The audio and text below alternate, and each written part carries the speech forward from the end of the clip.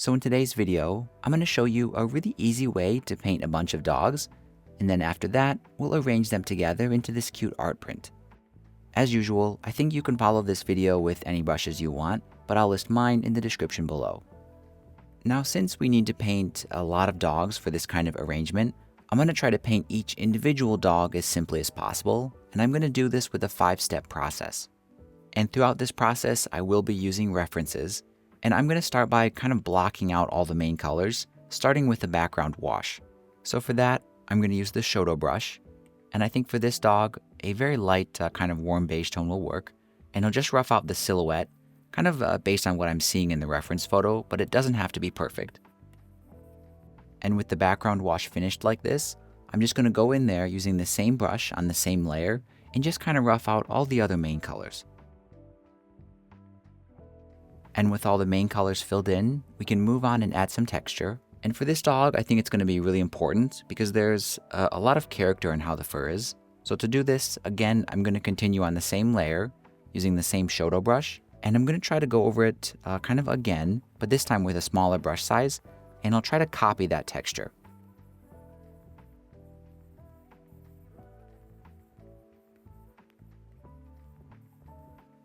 And with the textures finished, we can move on and do the face. And I'm going to do those details on a separate layer. And I'll start with the nose. So for that, I'll use the fine liner pen and a very dark kind of warm black tone. And I'll just draw the nose like this.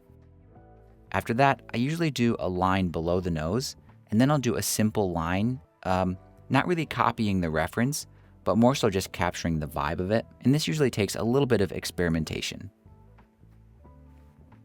After that, I'll make the eyes, which are going to be on a separate layer as well.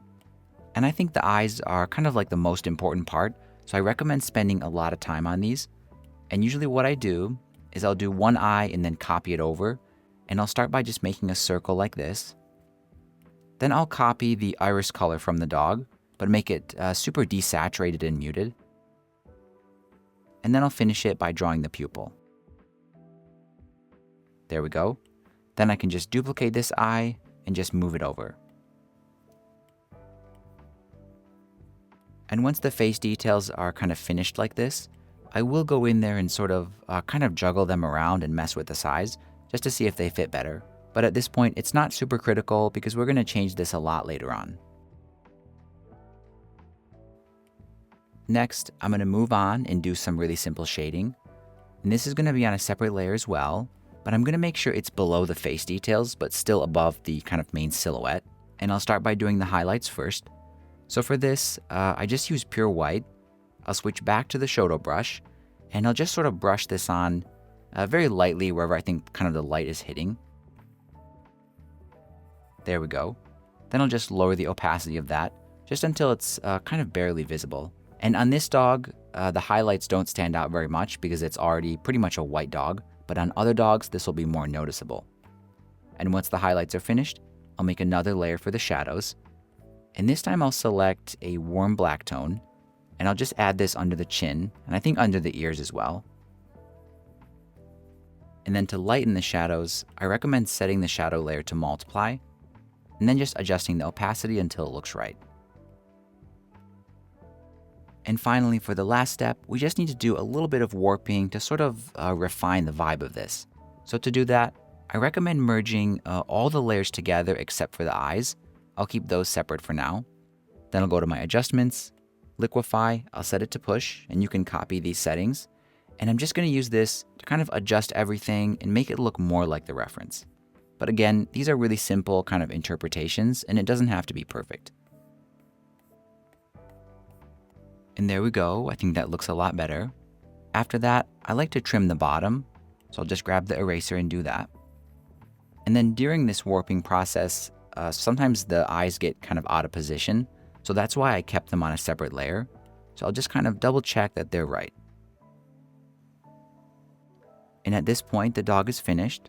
So I'll just merge all the layers for him together onto one, and I'll repeat the same process for all the remaining dogs.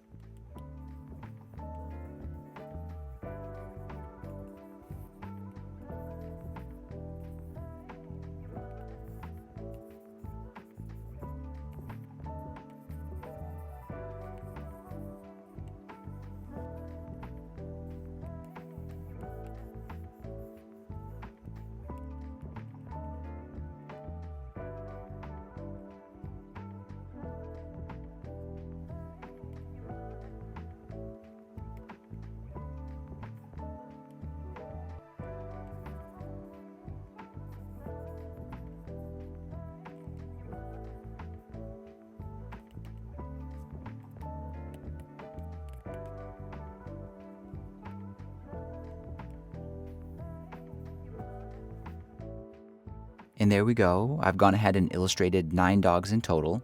And before I move on and make the final arrangement, I want to mention a couple of tips that really helped me. The first thing is, every dog doesn't have to be perfect or your favorite. I think in the final arrangement, it'll look good no matter what.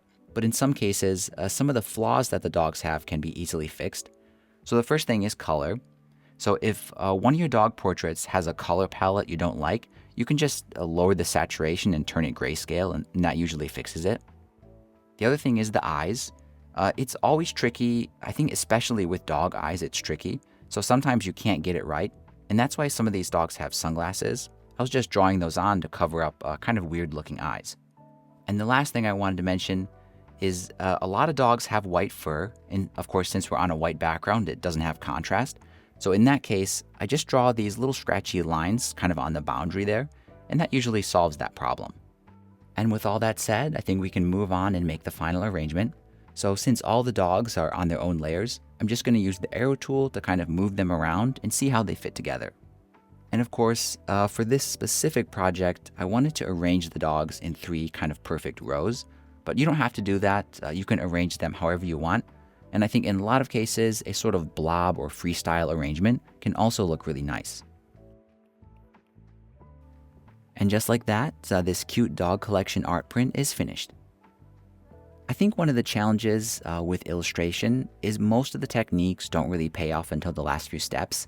And I think this can be something that's a little bit harder for beginners who don't really have a lot of confidence yet. But techniques like what we covered in today's video that sort of go through these very discrete and straightforward steps, they just sort of motivate you as you go, and I think they're easier to follow. So if you're a beginner and you struggle with finishing projects, I highly recommend making collections like this because it's much more satisfying, and I think in the long term, it'll help build your confidence. As always, if you think I've earned it, please give this video a like. And here are 2 more Procreate tutorials I think you'll love to watch next.